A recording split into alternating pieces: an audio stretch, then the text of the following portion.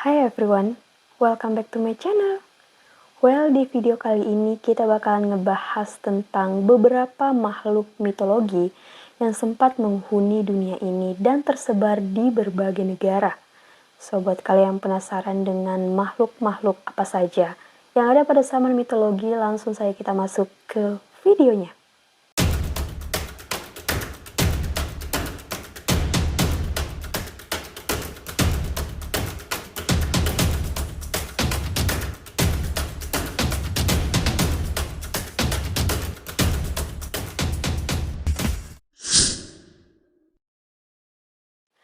Makhluk mitologi yang pertama yaitu Hydra. Hydra ini merupakan sejenis ular yang memiliki kepala yang sangat banyak. Bukan hanya itu, Hydra ini juga memiliki darah dan nafas yang sangat beracun, sehingga hal tersebut dapat dengan mudah membunuh seorang manusia. Selain itu, Hydra ini sangat sulit untuk dibunuh, karena apabila satu kepala Hydra dipotong, maka setelahnya akan tumbuh dua kepala baru.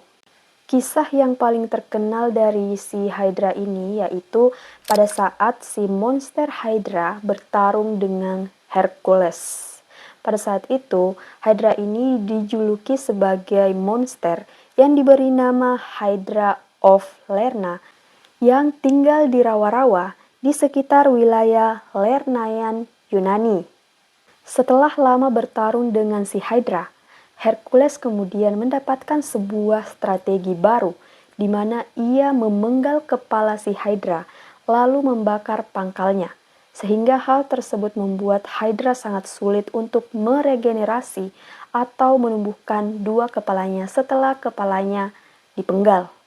Hercules kemudian melakukan hal tersebut secara terus-menerus sampai kepala dari Hydra tersebut habis dan akhirnya pada saat itu Hydra sudah punah. Kalian bisa bayangkan tidak bagaimana apabila si Hydra ini masih hidup di sekitar negara Yunani? Menurut aku mungkin tidak bakalan ada manusia yang bisa hidup di sana. Karena jangankan menyentuh kulit dari si Hydra, menghirup nafasnya saja bisa dengan cepat membunuh kita. Oke, makhluk mitologi yang kedua yaitu Putri Duyung atau yang biasa kita dengar sebagai mermaid. Putri Duyung ini pertama kali dikenal istilahnya pada zaman Babilonia kuno, yaitu di era Dewa Ikan, di mana Dewa Ikan ini dideskripsikan sebagai seorang manusia yang memiliki ekor menyerupai ikan. Tetapi, dalam cerita lain, si Putri Duyung ini dideskripsikan sebagai seorang manusia yang dipenuhi oleh sisik ikan dan memiliki insang, memiliki mulut seperti ikan, dan ekor seperti ikan lumba-lumba. Ada banyak sekali cerita yang mengaitkan antara Putri Duyung dengan Sirens, padahal keduanya merupakan makhluk yang sangat berbeda.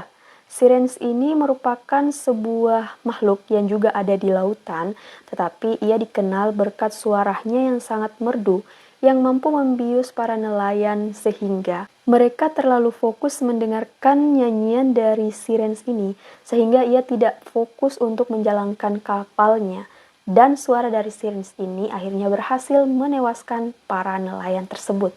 Sedangkan Putri Duyung sendiri sangat memiliki banyak versi tergantung dari daerah masing-masing ataupun negara masing-masing.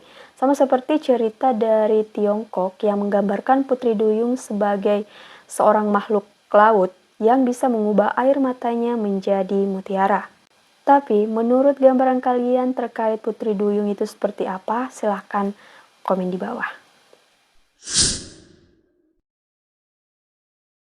Mitologi naga setidaknya sudah berumur sekitar lebih dari 4.000 tahun, di mana makhluk ini digambarkan sebagai seekor reptil yang bisa mengeluarkan api dari hidung maupun mulutnya. Salah satu mitologi naga yang paling terkenal yaitu terletak di bagian Tiongkok, Cina. Di Tiongkok sendiri, naga itu dijadikan sebagai hewan mitologi yang sangat dihargai. Oleh sebab itu, mereka di sana memberikan simbol kepada naga itu seperti kebijaksanaan, kekuatan, dan keberuntungan.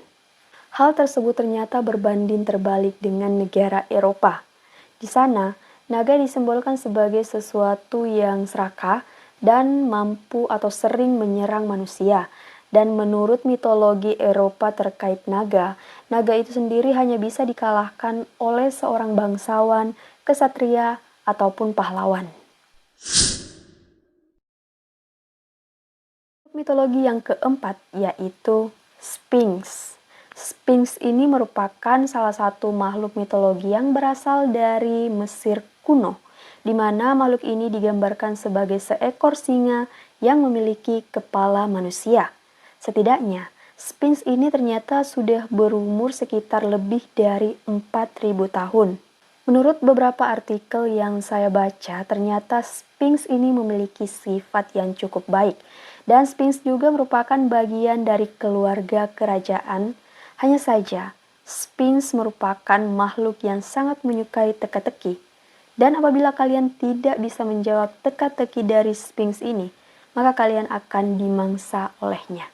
Menurut beberapa artikel yang saya baca, ternyata Sphinx ini memiliki sifat yang cukup baik. Dan Sphinx juga merupakan bagian dari keluarga kerajaan. Hanya saja, Sphinx merupakan makhluk yang sangat menyukai teka-teki. Dan apabila kalian tidak bisa menjawab teka-teki dari Sphinx ini, maka kalian akan dimangsa olehnya.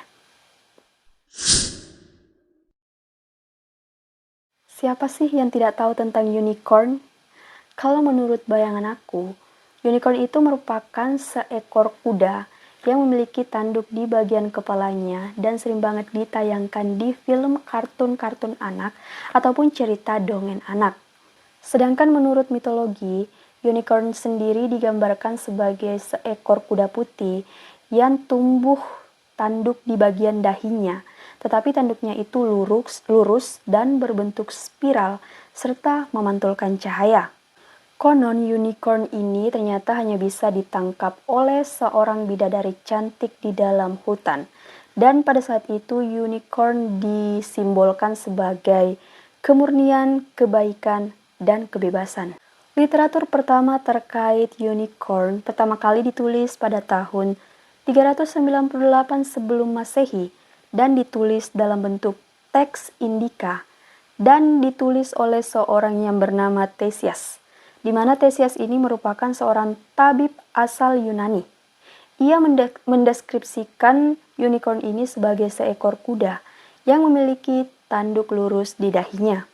Oke guys, itu dia tadi beberapa makhluk mitologi yang sempat hidup di dunia ini dan tersebar di berbagai negara. Menurut kalian, makhluk mitologi mana yang paling menarik? Silahkan komen di bawah. Dan jika kalian suka video kali ini, jangan lupa untuk menekan tombol like, comment, share, and subscribe. And see you the next video.